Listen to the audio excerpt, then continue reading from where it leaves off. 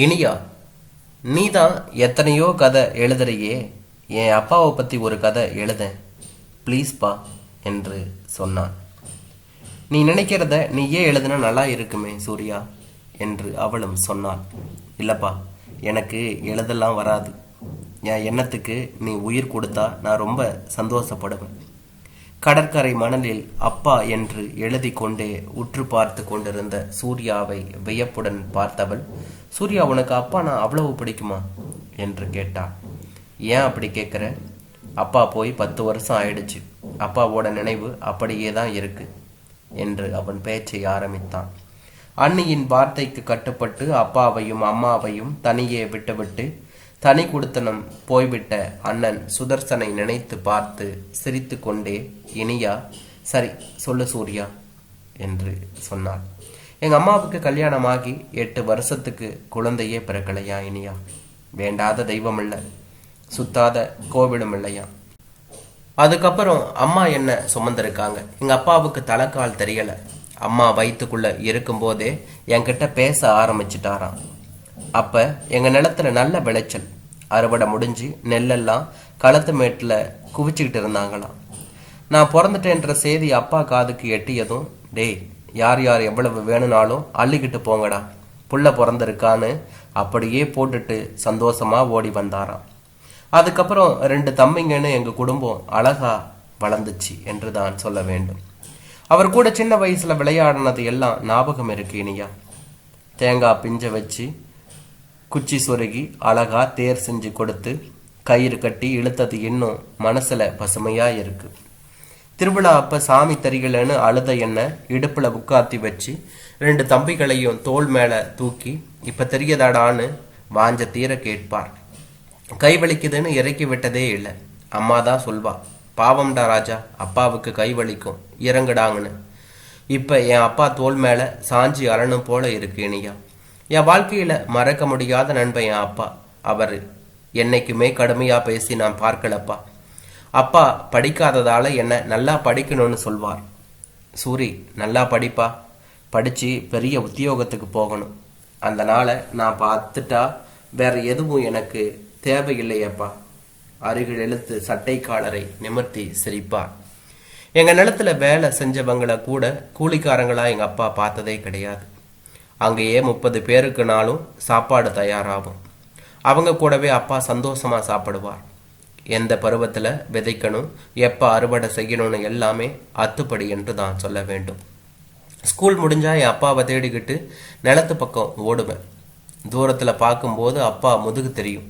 யார் கூடயோ பேசிட்டு இருக்கிற மாதிரி குரல் கேட்கும். கிட்டத்துல போய் பார்த்தா அப்பா தனியா தான் இருப்பார் என்று தான் சொல்ல வேண்டும். என்னப்பா பேசின மாதிரி கேட்டுச்சு, யார்கிட்ட பேசிக்கிட்டு இருந்தீங்க என்று கேட்பேன். இல்லை சூரி, இவங்களோட தான் பேசிக்கிட்டு இருந்தேன். இப்படியும் அப்படியும் தலையாட்டிக்கிட்டு இருக்கும் நெல்லுக்கு திருத்தங்களை காமிப்பார் என்று தான் சொல்ல வேண்டும். ஐ, என்னப்பா இது, உங்க செடிக்கு காது கேட்குமா? இதையே இது கூடயா பேசிக்கிட்டு இருந்தீங்க? ஆமாண்டா கண்ணா, இதுவும் நம்ம மாதிரி ஒரு உசுறு தாண்டா. நாம பேசுறத எல்லாமே கேட்கும்.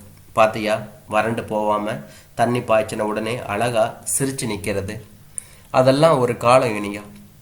பொய்க்காம மழை பெஞ்சதும் விளைஞ்சதும் யாரும் இல்லைன்னு கேட்கக்கூடாது. கையில ஏதா இருந்தாலும் தூக்கி கொடுத்துடுவார். வாரி வாரி கொடுத்துக்கிட்டு இருந்த கைக்கு சோதனையா ஒரு காலம் வந்துடுச்சு. ஊருக்குள்ள நிலம் வச்சிருந்தவனை எல்லாம் தோல் கம்பெனிக்காரன் மடக்கி போட்டுட்டான். அத்தனை பேரும் நிலத்தை கொடுத்துட்டு அங்கிட்டு வேலைக்கு சேர்ந்துட்டாங்க. அப்பா மட்டும் மண்ணை கொல்ல மாட்டேன்னு பிடிவாதமா நிலத்தை வச்சுக்கிட்டார் என்று தான் சொல்ல வேண்டும். அப்புறம் நிலத்து வேலைக்கு ஒரு பயனும் வரல. மண்ணை கொண்டாந்ததாலோ என்னவோ மழை கூட போச்சு. கிணத்துல சுத்தமா தண்ணி வத்தி போச்சு. தினம் 30 பேருக்கு சாப்பாடு போட்ட எங்க அப்பா எங்க 3 பேர்த்துக்கும் ஒரு வேளை சாப்பாடு போடவே கஷ்டப்பட்ட அந்த கொடுமையை நினைச்சா இன்னைக்கும் அழுகையா வருது இனியா என்று பேச்சை துவங்கினான். படிப்படியா அளந்த குடும்பம். கிலோவில் வாங்க கூச்சப்பட்டு யார் யாருக்கிட்டேயோ பை கொடுத்து அரிசியை கடையில் வாங்கிட்டு வர சொல்லுவார். எவ்வளவு பிரச்சனைனாலும் அப்பா மனசு உடைஞ்சதே இல்லை. அப்பவும் சந்தோஷமாக தான் இருந்தோம். சூரி, நீ ஆளாயிட்டா மற்ற 2 பேரையும் நீ பார்த்துக்குவ, எதையும் மனசில் வச்சுக்காம படிப்பா என்று சொல்லுவார். நான் நல்லா வேலைக்கு போகணும், அப்பாவை பெருமைப்படுத்தணும்னு ரொம்பவே கனவு கண்டேன் இனியா. அதெல்லாம் சுக்கு நூறாக போயிடுச்சு. அப்போ +2 படிக்கிறேன். ஃப்ரெண்ட்ஸுங்களோட சினிமா போக போகிறேன்னு சொன்னேன். அப்பா டக்குன்னு பாக்கெட்டில் இருந்த நோட்டை எடுத்து கொடுத்து, வரும்போது அப்படியே ஹோட்டல்லையும் ஏதாச்சும் சாப்பிடுங்கன்னு சிரிச்சார். அந்த சிரிப்பை தான் நான் கடைசியாக பார்ப்பேன்னு நினச்சி கூட பார்க்கல. சூர்யா கண்கள் கலங்க மௌனமாகிவிட, ஹே ரிலாக்ஸ்பா, போதும், நாளைக்கு பேசிக்கலாமா? கைப்பையில் இருந்த தண்ணீர் பாட்டிலை நீட்டினான் என்று தான் சொல்ல வேண்டும். வாங்கி கொஞ்சம் விழுங்கியவன், இல்லை இனியா, நான் மொத்தத்தையும் கொட்டிடணும். சினிமா முடிஞ்சு வீட்டுக்கு உள்ளார நுழையிறப்ப தான் எங்கள் பாட்டி ஒன்று கத்திக்கிட்டே என்னை பிடிச்சிக்கிடுச்சு.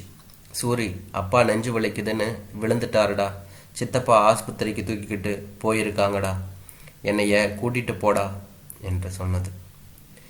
2 நாளைக்கு அப்புறம்தான் அப்பா கண்ணு திறந்து பார்த்தார்.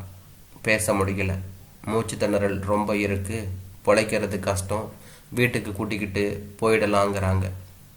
அப்படியே நில குளிஞ்சு போயிட்டோம். அப்பா என்கிட்ட ஏதோ சொல்ல வர்றாரு, ஆனால் முடியலை. அவரை டாக்ஸியில் படுக்க வச்சு வீட்டுக்கு அழைச்சிக்கிட்டு வர்றோம். வழியில் எங்கள் நிலத்துக்கிட்ட வரும்போது என் சட்டையை பிடிச்சி நிறுத்துங்கிறாரு. டாக்ஸியை நிறுத்தினா நிலத்தில் வாடி வதங்கி இருக்கிற பயிரை கண்ணில் கண்ணீர் வழிய பார்க்குறார். உயிராக நினச்சி பயிரும் பயிருக்கு உயிராக இருந்த எங்கள் அப்பாவும் ஒரே சமயத்தில் போயிட்டாங்க இனியா. அப்பா இல்லைங்கிறத ஏற்றுக்க முடியலையே. வருஷம் ஓடி போயிடுச்சு. நானும் படித்து வேலைக்கு வந்துட்டேன். என் தம்பிகளையும் படிக்க வச்சு கல்யாணம் குடும்பம்னு ஒரு நிலையாயிட்டோம். இதை பார்க்க அப்பா இல்லை. இந்த ஜென்மத்தில் அவர் பிரிவை என்னால் தாங்க முடியல.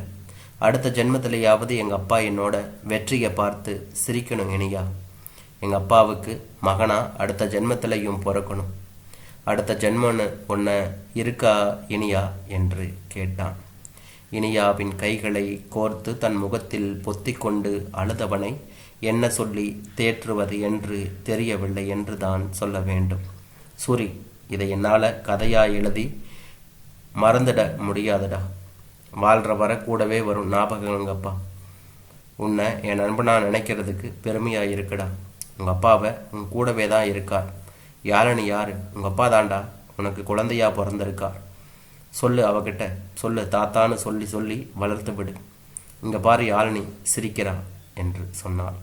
யாழினியை தோள் மீது தூக்கி கொண்டவன் கை அசைத்து விட்டு போய் கொண்டிருந்தான். அவன் அப்பாவை சுமந்து செல்வது போல இருந்தது. தூரத்தில் ஒரு புள்ளியாய் மறையும் வரை பார்த்து கொண்டே இருந்தாள். கற்பனைகளோடு தோற்றுப்போய் வாழ்வியல் சொன்ன அவனை என்றாள்.